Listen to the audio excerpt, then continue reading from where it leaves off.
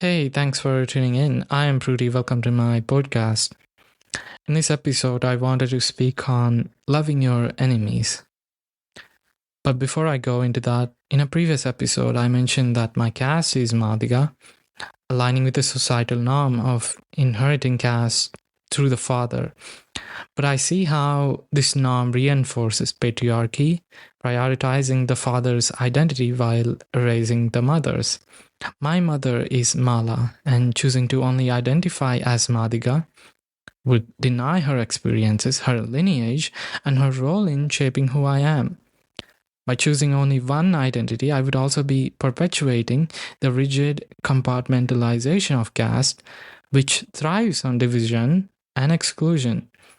It forces us to fit into neat boxes defined by the oppressive systems rather than embracing the complexity of who we are. This system often compels us to pick sides, erasing the intersections within our identities, and in doing so, reinforces the very hierarchies we aim to dismantle.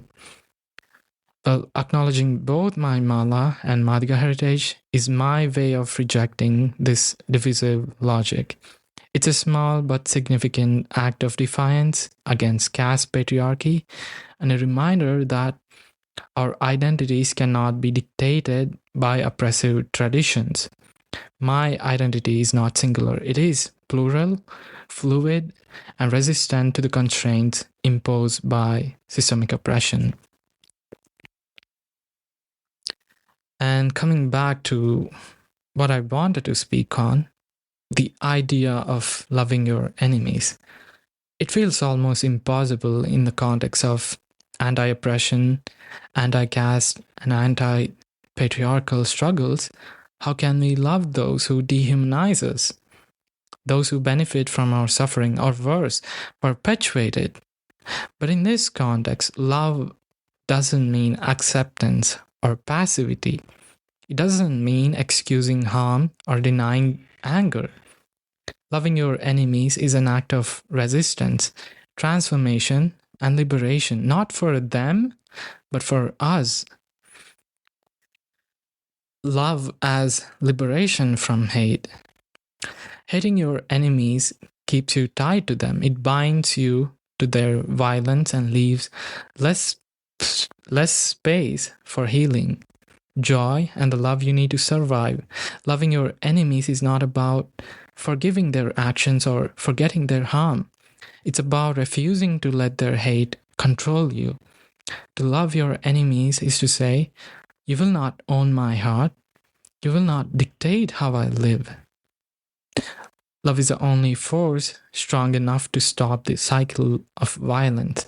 Loving your enemies doesn't mean giving them power, it means breaking free from the bitterness they hope to leave in your soul.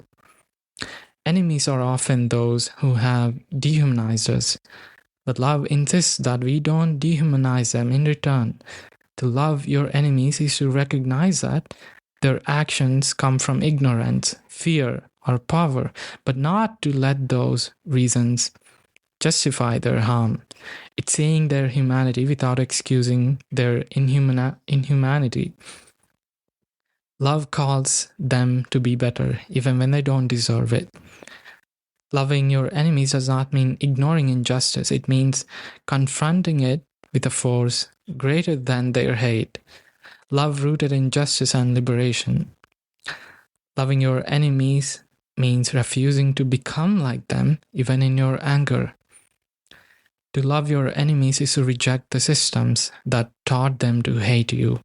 It's about resisting the caste system, patriarchy, or any structure that creates enemies in the first place.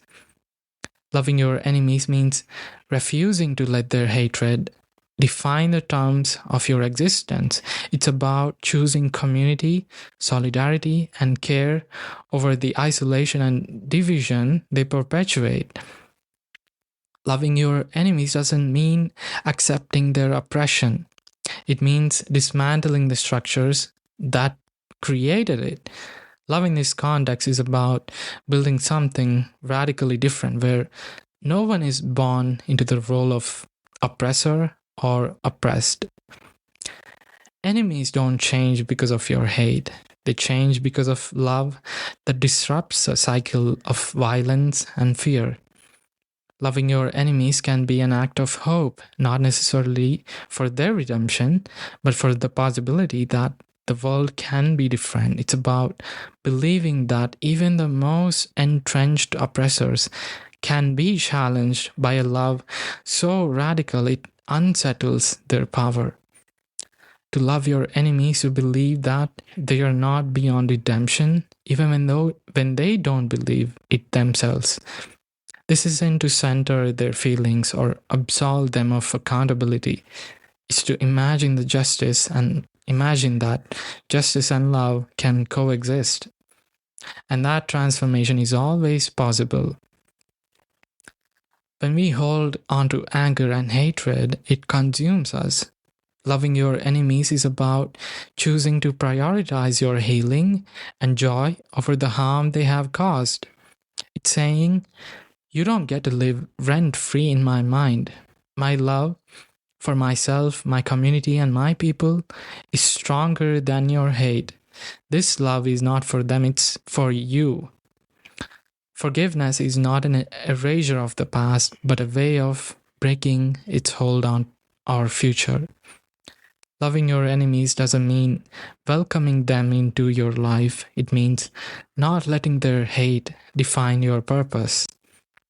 Hatred is easy to understand. It's what the oppressive systems are built on. Love, on the other hand, unsettles and destabilizes those systems.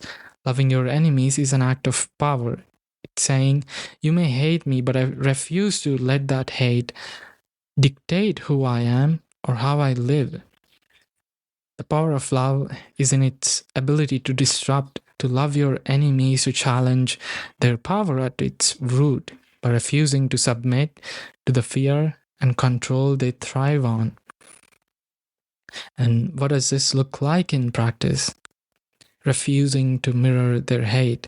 Even when you're angry, don't let their hatred define your actions. Fight them, yes, but fight with the tools of love, justice, accountability, and truth. Calling them to accountability. Love doesn't mean silence, it means naming their harm and demanding better. Not because you owe it to them, but because you owe it to the world. And prioritizing your healing. Don't let your enemies steal your joy or your peace. Your love for yourself and your community matters more than your hate for them. Loving your enemies doesn't mean letting go of anger. It means refusing to let that anger own you. It doesn't mean excusing their harm. It means building a world where their harm has no place. It doesn't mean reconciling with the oppressors. It means reclaiming your humanity and choosing love as a form of radical liberation. This love is not for them, it's for you, your people, and the world you're trying to build. It's a kind of love that says, you can't break me, my love is stronger than your hate.